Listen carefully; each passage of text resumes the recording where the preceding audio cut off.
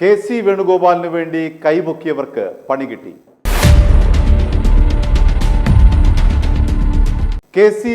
വേണുഗോപാലിനെ മുഖ്യമന്ത്രിയാക്കണമെന്ന് ബഹുഭൂരിപക്ഷം എം.എൽ.എമാർ ആവശ്യപ്പെട്ടുവെങ്കിലും വി.ഡി. സതീശനാണ് ഗോളടിച്ചത്.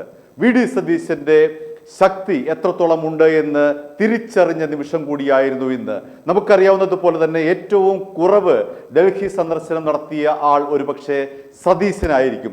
എന്നെ മുഖ്യമന്ത്രിയാക്കണമെന്ന് പറഞ്ഞുകൊണ്ട് രമേശ് ചെന്നിത്തല എത്രയോ തവണയാണ് ഡൽഹിയിലേക്ക് പോയത്. കെ.സി. വേണുഗോപാൽ പിന്നെ ഡൽഹിയിൽ തന്നെയാണെന്ന് നമുക്ക് പറയാം.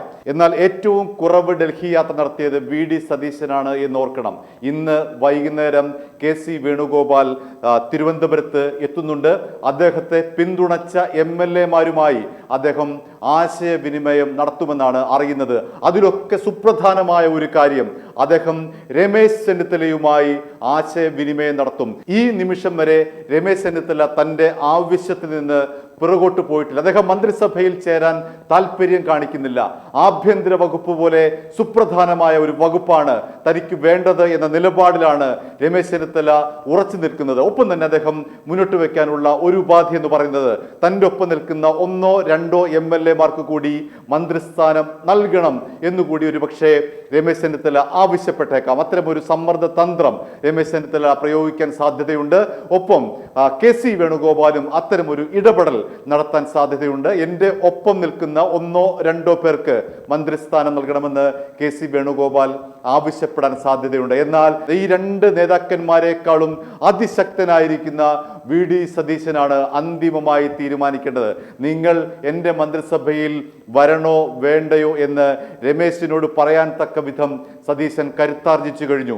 കെ.സി. വേണുഗോപാലിനോട് പോകാൻ പറ എന്ന നിലയിൽ വി.ഡി. സതീശൻ കരുത്താർജിച്ചു കഴിഞ്ഞു. കെ.സി. വേണുഗോപാലിനെ പിന്തുണച്ച തിരുവഞ്ചൂർ രാധാകൃഷ്ണൻ, മാത്യു കുഴൽനാടൻ എന്നിവരെ മന്ത്രിസഭയിലേക്ക് എടുക്കുമോ ഇല്ലയോ എന്ന് വി.ഡി. സതീശൻ തീരുമാനിക്കും. കോൺഗ്രസിന്റെ ചരിത്രം അറിയുന്നവർക്കറിയാം, എവിടെയാണോ അധികാരം അവിടേക്കാണ് അണികളും എം.എൽ.എമാരും എന്നുള്ള കാര്യം.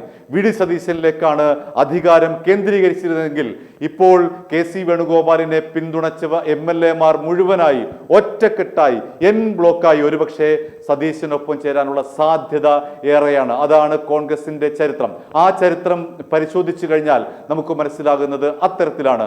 അങ്ങനെ എവിടെയാണോ അധികാരമുള്ളത് അവിടേക്ക് എം.എൽ.എമാരുടെ ഒരു കുത്തൊഴുക്കുണ്ടായാൽ കെ.സി. വേണുഗോപാൽ കേരളത്തിൽ ദുർബലനാകും എന്നുള്ളതാണ് യാഥാർത്ഥ്യം. രമേശ് ചെന്നിത്തല കേരളത്തിൽ ദുർബലനാകും എന്നുള്ളതാണ് യാഥാർത്ഥ്യം. എന്തായാലും ഇന്ന് വൈകുന്നേരം കെ.സി. വേണുഗോപാൽ തിരുവനന്തപുരത്ത് എത്തിയതിനു ശേഷമുള്ള നടപടിക്രമങ്ങൾ വളരെ ജാഗ്രതയോടെയാണ് കേരള രാഷ്ട്രീയം നോക്കിക്കാണുന്നത്. പ്രത്യേകിച്ചും കോൺഗ്രസ് വൃത്തങ്ങൾ എന്താണ് സംഭവിക്കുക എന്ന് നോക്കിക്കാണുന്നു. ഒന്നും സംഭവിക്കാൻ പോകുന്നില്ല. കെ.സി. വേണുഗോപാൽ വന്ന് അദ്ദേഹത്തെ എത്ര പേർ ഇനി അനുകൂലിക്കുന്നുണ്ട് എന്ന് അദ്ദേഹം നോക്കും. ഒപ്പം തന്നെ രമേശ് ചെന്നിത്തലയുമായി നിർണായകമായ ഒരു കൂടിക്കാഴ്ച, അതൊരു പക്ഷേ ടെലിഫോൺ വഴിയായിരിക്കാം ആ ഒരു കൂടിക്കാഴ്ച നടത്തുന്നത്. എന്തായാലും ഇനി മുതൽ രമേശ് ചെന്നിത്തലയുടെയും കെ.സി. വേണുഗോപാലിന്റെയും സമ്മർദ്ദ തന്ത്രം ഏക്കില്ല എന്നുള്ളതാണ് യാഥാർത്ഥ്യം. കാരണം ഹൈക്കമാൻഡ് എന്ന് പറയുന്നത് വി.ഡി. സതീശൻ ആയി കഴിഞ്ഞു എന്നുള്ളതാണ് നമ്മൾ തിരിച്ചറിയേണ്ട ഏറ്റവും വലിയ യാഥാർത്ഥ്യം. അതുകൊണ്ട് തന്നെ സതീശൻ തീരുമാനിക്കും, മറ്റുള്ളവർ അനുസരിക്കും എന്ന നിലയിലേക്ക് കാര്യങ്ങൾ ഇതാ മണിക്കൂറുകൾക്കുള്ളിൽ തിരിഞ്ഞു മറിഞ്ഞിരിക്കുന്നു. ഇനി കെ.സി. വേണുഗോപാലിന്റെ നീക്കമാണ് ഉറ്റുനോക്കുന്നത്. അദ്ദേഹം എന്ത് നിലപാടാണ് എടുക്കാൻ പോകുന്നത് എന്ന് നമുക്ക് കാത്തിരുന്ന് കാണാം. i2i News, an eye for truth. i2i News subscribe ചെയ്തിട്ടില്ലാത്തവർ ഇപ്പോൾ തന്നെ സബ്സ്ക്രൈബ് ചെയ്യുക.